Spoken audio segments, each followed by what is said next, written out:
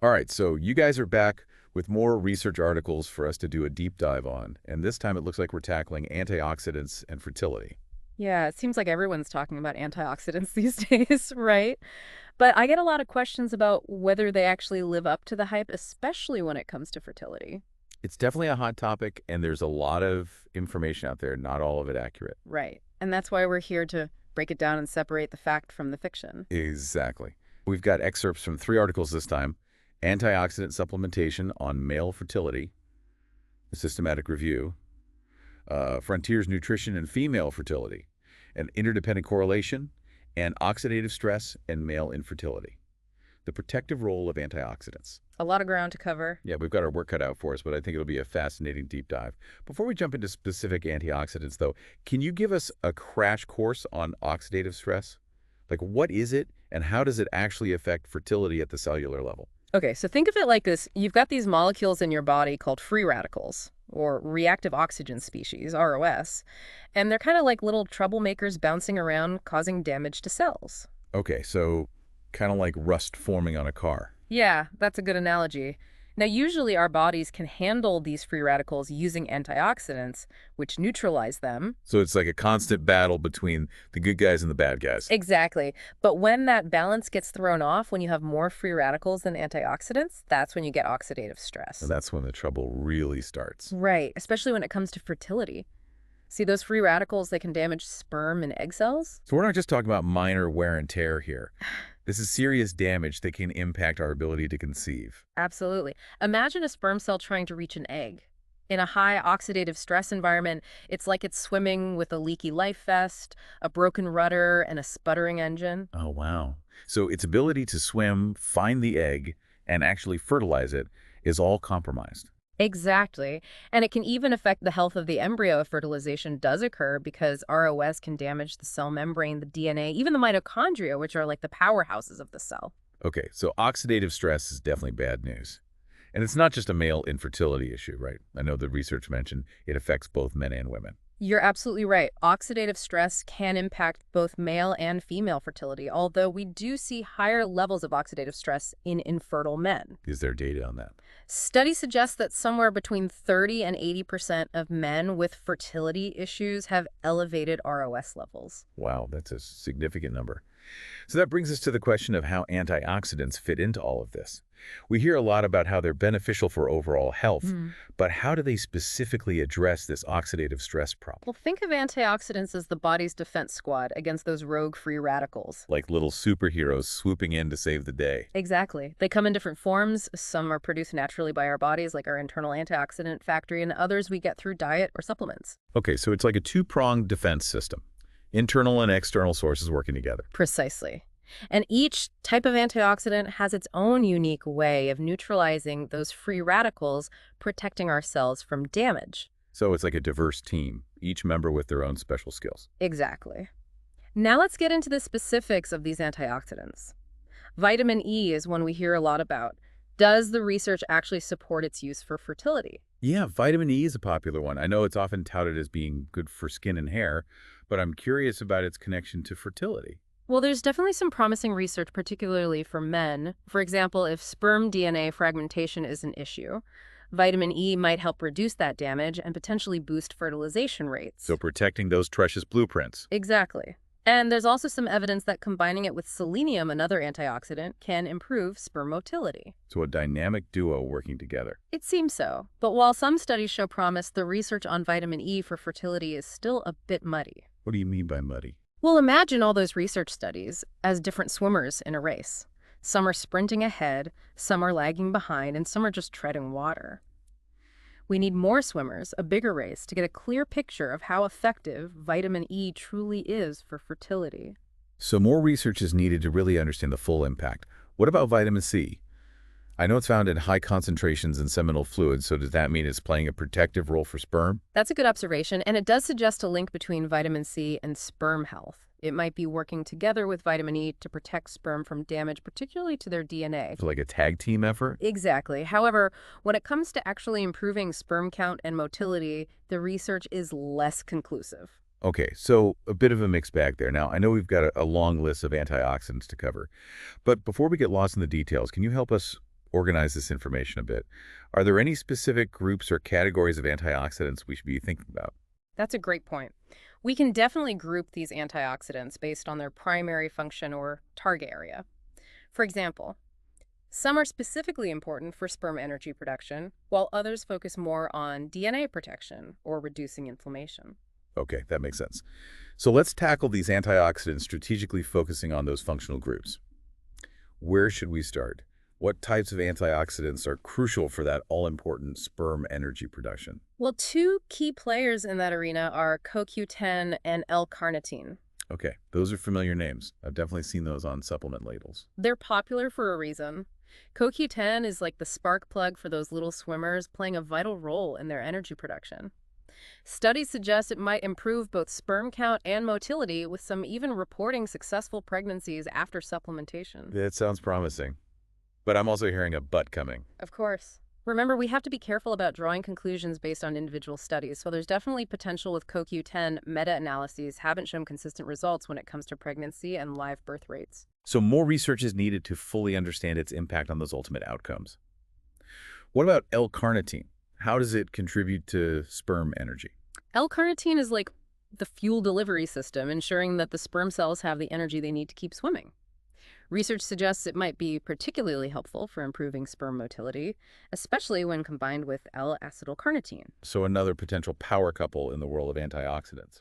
It seems so. Now, beyond those energy boosters, we have antioxidants that are crucial for protecting sperm from damage, especially their DNA. All right, let's talk about those DNA protectors. Which antioxidants are we talking about here? Well, we've already touched on vitamin E and C, which play a role in DNA protection, but another important one is vitamin B12. B12. I usually associate that with energy levels and brain function. It's a multitasker. Studies have shown it has potential for enhancing sperm quality by reducing DNA fragmentation and potentially increasing sperm count and motility as well. So adding B12-rich foods to the diet could be beneficial. It's definitely worth considering as part of a healthy, balanced diet. And speaking of a balanced diet, that brings us to another crucial point. While supplements can be helpful, they shouldn't be a substitute for a healthy lifestyle and a nutrient-rich diet. That makes sense. So let's shift gears a bit and talk about the dietary sources of these antioxidants. What are some of the best foods for boosting our natural defenses against oxidative stress? Well, the usual suspects are always a good place to start: fruits and vegetables. They're packed with a diverse array of antioxidants that our bodies can readily utilize. So eating the rainbow is a good strategy. Exactly. But there are also certain dietary patterns that stand out for their antioxidant power. Like the Mediterranean diet, right? I've heard that one mentioned a lot in connection with overall health. Exactly.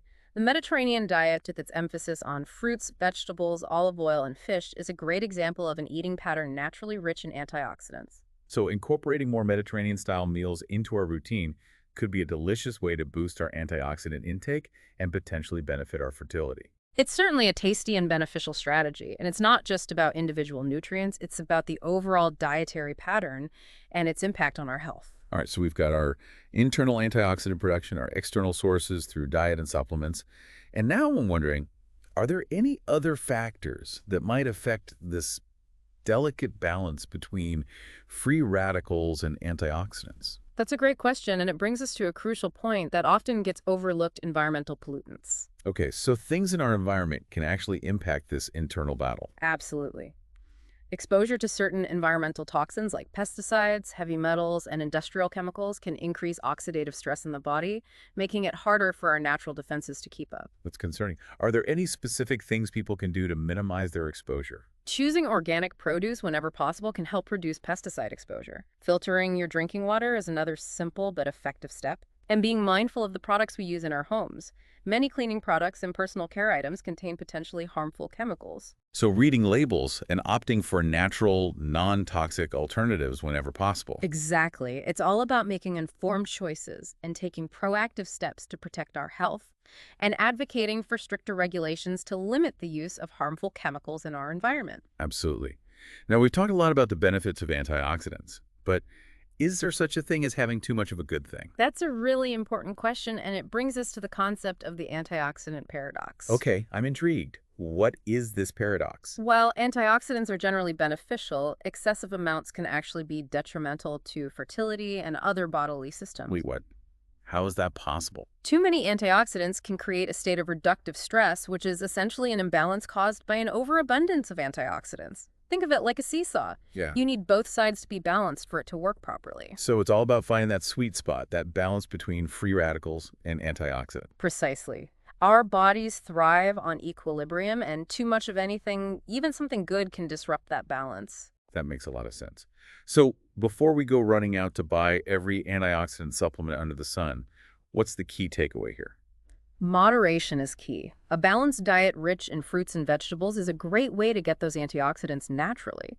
But if you're considering supplements, always consult with a healthcare professional to determine the right dosage and ensure they won't interact with any other medications you're taking. Great advice. So before we move on to discussing specific antioxidants in more detail, what are some of the biggest misconceptions you encounter when it comes to antioxidants and fertility? I think one of the biggest misconceptions is that antioxidants are a magic bullet. People often think that if they just pop a few pills, they'll suddenly be fertile. But it's much more complex than that. Right. It's about addressing the underlying issue, not just masking the symptoms. Exactly. Antioxidants are just one piece of the puzzle.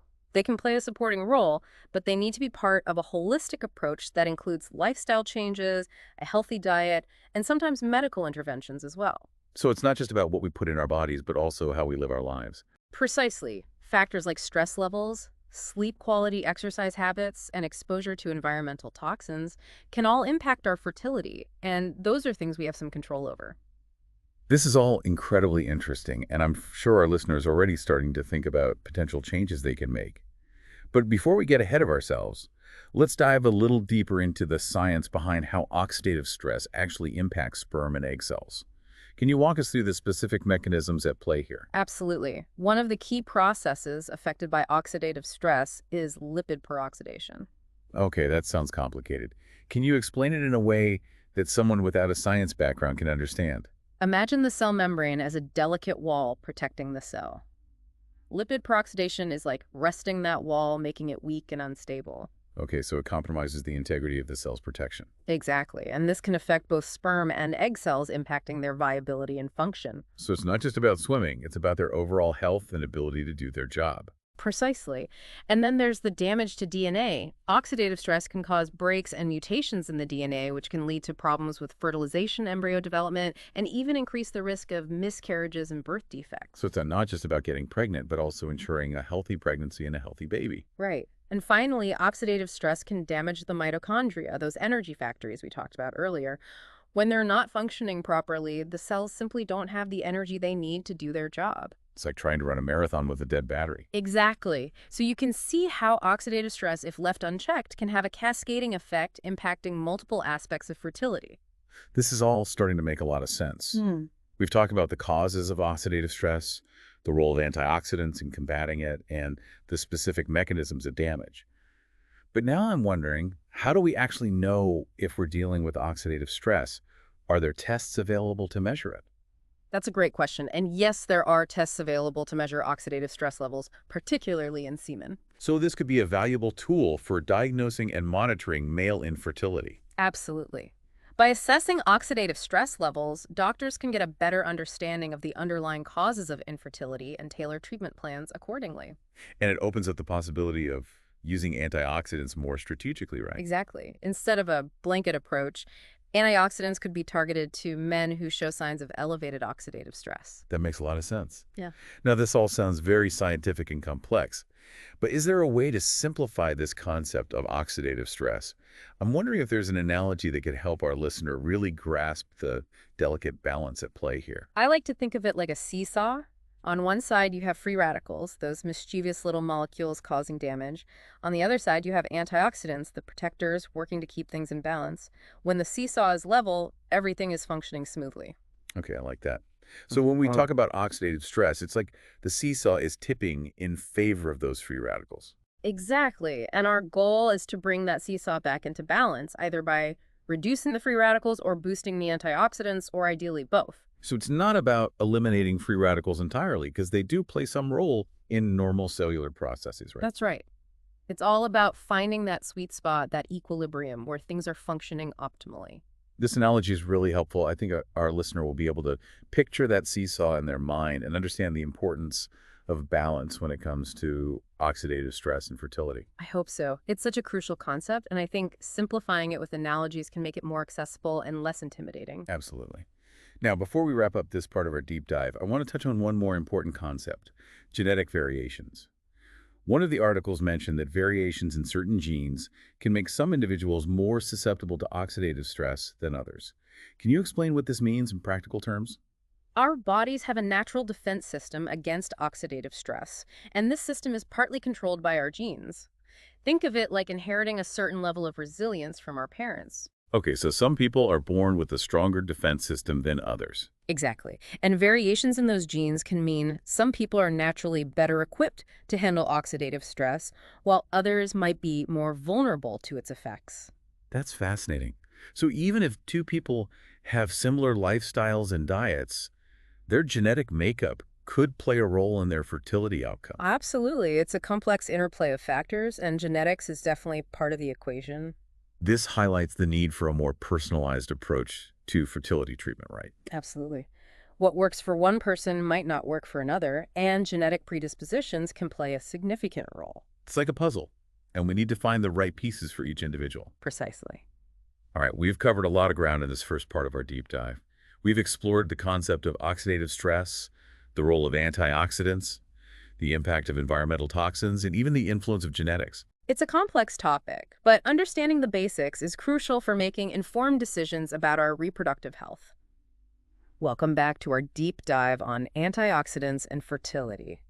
Last time we left off talking about how our genes can actually make some of us more susceptible to oxidative stress than others. Yeah, it's fascinating how our genetics play such a big role in all of this. But I think our listeners are probably wondering, okay, so what can we actually do about it? That's the million-dollar question, right? And the good news is there's a lot we can do to support our fertility and combat oxidative stress. Okay, so less about the what and more about the how. This is where it gets really empowering for our listener. Exactly. And one of the most important things to understand is that this isn't just about popping supplements. It's about creating an environment within your body that supports optimal fertility. So a holistic approach. Yeah. One of the articles, Frontiers Nutrition and Female Fertility, an interdependent correlation, really emphasized the interconnectedness of things like diet, lifestyle, and even environmental factors. It's like a web. If one strand weakens, the whole structure can be affected. So let's start with some of the basics. We know things like smoking excessive alcohol and even high caffeine intake can all contribute to oxidative stress. So those are some obvious places to start making changes. But what about diet? What specific foods or dietary patterns can help combat oxidative stress? We touched on the Mediterranean diet earlier, and that's a great example. Think vibrant fruits and vegetables, healthy fats like olive oil and nuts, and plenty of lean protein. Sounds delicious. And the research seems to back it up. The article mentioned that the Mediterranean diet is linked to a whole host of benefits beyond fertility, like reducing the risk of heart disease and certain cancers. It really is a testament to the power of a whole foods approach. And within that framework, there are some specific nutrients that really shine when it comes to antioxidant power. Okay, so beyond just eating a rainbow of fruits and veggies, are there specific superheroes we should be looking out for on those nutrition labels? Absolutely. Remember those energy boosters we talked about, CoQ10 and L-carnitine? Yeah, the ones that help those sperms swim faster. Exactly. Well, you can find them in foods like fatty fish organ meats and whole grains. So incorporating those into your diet can help fuel those little swimmers. What about those DNA protectors, like vitamin B12? Where can we find those? B12 is primarily found in animal products like meat, poultry, fish, and eggs. So a good reason to make sure you're getting enough protein. Right. And if you're vegetarian or vegan, it's important to talk to your doctor about supplementation. Great point. Now, before we get too focused on food, I want to circle back to those environmental factors we mentioned earlier. It can feel overwhelming to think about all the potential toxins we're exposed to daily. What are some realistic steps our listener can take to minimize their exposure? Start with the basics. Choose organic produce whenever possible to reduce pesticide exposure. Filter your drinking water. And be mindful of the products you use in your home. Look for natural, non-toxic alternatives for cleaning products and personal care items. So it's about being a conscious consumer, reading labels, and doing a little research. Exactly. It might feel like small steps, but they can make a big difference over time. And it's about advocating for change on a larger scale, right? Supporting policies that limit the use of harmful chemicals in our environment. Absolutely. Okay, so we've covered diet, lifestyle, and environmental factors. Let's dive back into the world of antioxidants and talk about some specific ones that are often mentioned in connection with fertility. One that comes up a lot is vitamin D. Right. Vitamin D. Mm. It's often called the sunshine vitamin because our bodies produce it when exposed to sunlight. But I know a lot of people, especially those living in less sunny climates, are deficient. That's true. And vitamin D deficiency has been linked to a number of health issues, including fertility problems. So is it as simple as getting more sunshine? Well, sunshine is a great source of vitamin D, but it's important to be mindful of sun safety. Wear sunscreen, protect your skin. Right. We don't want to trade one health problem for another. Exactly. So getting your vitamin D levels checked and talking to your doctor about supplementation if needed is a good idea. And is there any evidence to suggest that vitamin D supplementation actually improves fertility outcomes? There's promising research suggesting that vitamin D may play a role in improving sperm motility, and it's also crucial for female hormonal balance. But we need more large-scale studies to really confirm its impact on overall fertility. Okay, so another one where more research is needed, but it's definitely worth considering, especially if you're deficient. Absolutely. Now let's talk about another B vitamin that's often mentioned in connection with fertility, folic acid. Folic acid. I know it's crucial during pregnancy for preventing birth defects, but does it actually play a role in getting pregnant in the first place? That's a great question. Folic acid is essential for DNA synthesis and cell division, which are obviously crucial processes for both egg and sperm development. So it's like providing the building blocks for those cells. Exactly. And there's some evidence suggesting that folic acid may improve sperm count and motility in men. So men should be paying attention to their folic acid intake as well, Yeah. not just women who are trying to conceive. Absolutely. And folic acid also plays a role in methylation, which is a process that helps regulate gene expression. Okay, can you explain what methylation is in a way that doesn't make our heads spin? Think of your DNA as a giant instruction manual for your body. Methylation is like adding sticky notes to specific pages of that manual, highlighting certain instructions and silencing others. So it's a way of controlling which genes are turned on or off. Precisely. And this process is essential for healthy embryonic development. Okay, that makes sense. So getting enough folic acid is important for both men and women who are trying to conceive. What are some good food sources of folic acid? Leafy green vegetables like spinach and kale are excellent sources. Legumes, citrus fruits, and fortified cereals are also good options. So a varied and balanced diet can go a long way in ensuring we're getting enough of this important nutrient. Absolutely. And remember, it's always best to get nutrients from food whenever possible. Supplements can be helpful, but they shouldn't be seen as a replacement for a healthy diet. Great advice. Now, before we move on to another antioxidant, I want to touch on something that came up earlier, the concept of personalized antioxidant therapy. It sounds futuristic, but is it really possible to tailor antioxidant recommendations based on individual needs? It's definitely an area of active research, and it holds a lot of promise. Imagine a future where we can assess an individual's specific oxidative stress levels, their genetic predispositions, and even their environmental exposures, and then create a customized antioxidant plan tailored to their unique needs. So instead of a one-size-fits-all approach, we could have a personalized map guiding us towards the right antioxidants in the right amounts. Exactly. And this could potentially lead to more targeted and effective interventions, maximizing the benefits of antioxidants while minimizing any potential risks. It's exciting to think about the possibilities.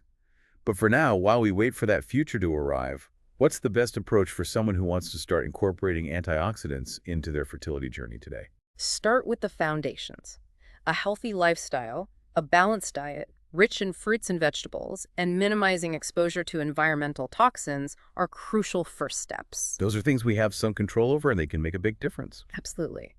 And then if you're considering supplements, talk to your doctor.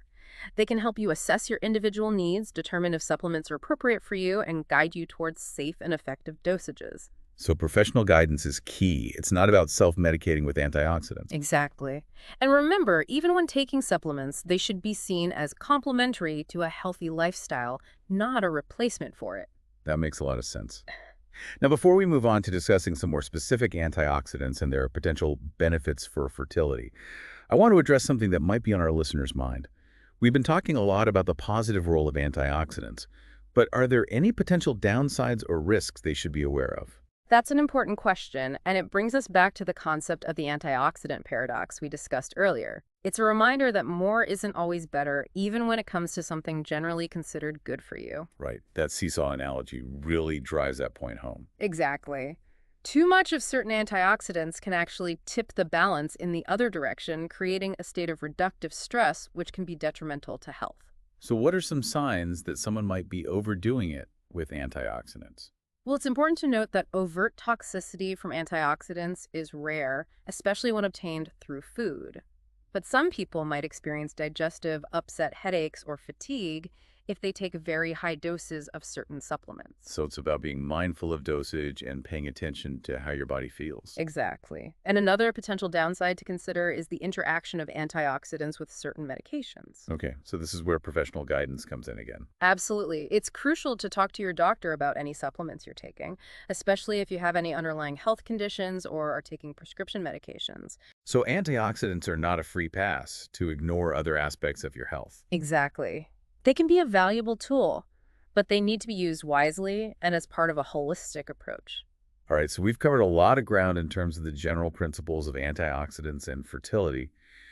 In the final part of our deep dive, we'll zoom in on some more specific antioxidants, examining the evidence behind their potential benefits, and discussing how to incorporate them into a healthy lifestyle. We'll also explore some exciting areas of future research like that personalized approach we talked about, so stay tuned, listener.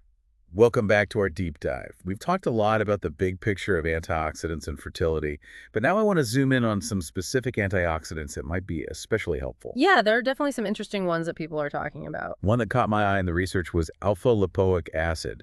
It's not one I've heard a ton about before. What makes it stand out in the world of antioxidants and fertility? Alpha-lipoic acid's a powerful antioxidant on its own, but it also kind of recharges other antioxidants in the body like vitamin C and E. So it's like a team player boosting the effectiveness of the whole antioxidant squad. Exactly. And research suggests it may have some unique benefits for sperm health, improving things like sperm count motility and morphology. And morphology, that refers to the shape of the sperm. Yeah, exactly. The sperm need to be the right shape to swim effectively and fertilize an egg. Makes sense. So alpha-lipoic acid helps with all of that. It seems to show some promise, and there's even some research suggesting it might improve egg quality in women too. So it could be beneficial for both partners. Potentially, yeah. But more research is definitely needed. All right, so another one to add to the list of promising antioxidants. Now, I know we can get antioxidants through diet and supplements, but I want to touch on something called the one-carbon cycle, or 1CC. One of the articles mentioned that supporting this pathway can be really helpful for fertility. Can you explain what that is and how it works? The one-carbon cycle is basically a metabolic pathway that's crucial for a lot of important processes in the body, including DNA synthesis methylation and the production of antioxidants. Okay, so it's kind of like a central hub for all these essential functions. Exactly. And it's especially important during periods of rapid cell growth and division, like when an embryo is developing. Okay, so we want to make sure that pathway is running smoothly. Exactly. Now, certain nutrients are really important for supporting the one-carbon cycle. Okay, like what? Give us the rundown. Well, folic acid is a big one. We talked about that earlier. But also B vitamins like B6 and B12 and choline. So once again, it comes back to eating a balanced diet rich in those nutrient-packed foods. It always does. You can also supplement if needed, but food first is always a good rule of thumb. Agreed.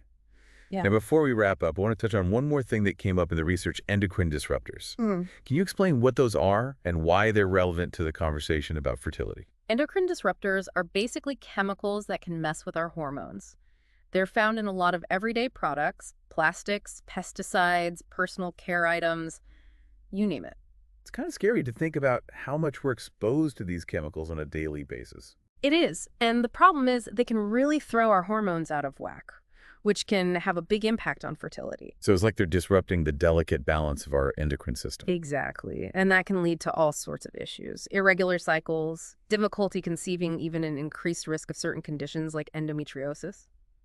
So it's not just about what we're putting into our bodies, but also what we're exposed to in our environment. Right, it's all connected. This has been such an eye-opening deep dive. I feel like I've learned so much.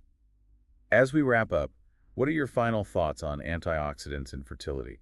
Is there one key message you want to leave our listeners with? I think the main takeaway is that antioxidants can be a valuable tool for supporting fertility, but they're not a magic solution. Right. It's all about a holistic approach. Exactly. Focus on a healthy lifestyle, a balanced diet, minimize exposure to those harmful chemicals, and don't be afraid to seek professional guidance when you need it.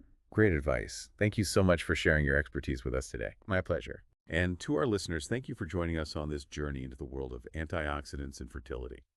We hope you found it informative and empowering. Remember, knowledge is power, and we encourage you to keep learning, asking questions, and advocating for your own health and well-being.